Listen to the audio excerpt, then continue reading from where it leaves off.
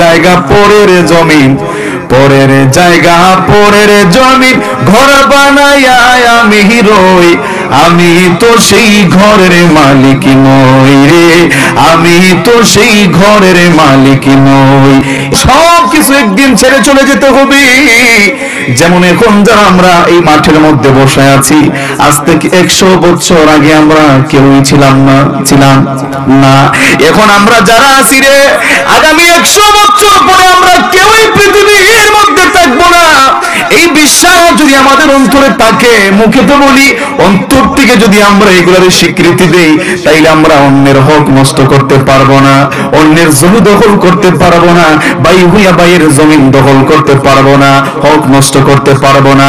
দুই ভাই মিলে বইনের হক মারি দেয়, আছে কিনা নাই? ঈদের সময় নয়া শাড়ি দিব, আর বইনের জামাইলে নয়া লঙ্গি দিব, বাইকনার সাথে আইলে শার্ট প্যান্ট দিব, ফটাইয়া ফুটাইয়া দেশি মুরগ খাওয়াইয়া 5 কেজি গরুর গুছাই না, 2 দিন বোন দেশি নিয়ে খাওয়াইয়া এমন বাইল দৌড়াইছে, জায়গা 2 অক্ষর কাগজ করে নিয়েছে।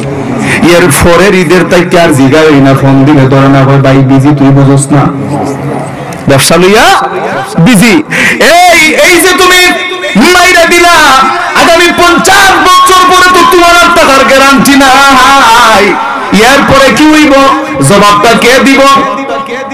যেই বুক করছে সে দেওয়া লাগবে। এটা তো তোমার ছেলে জবাব দিব না। কবরে যাওয়ার পরে এই সম্পদটার একটা সাপের আকৃতিতে দাঁড় করানো হবে।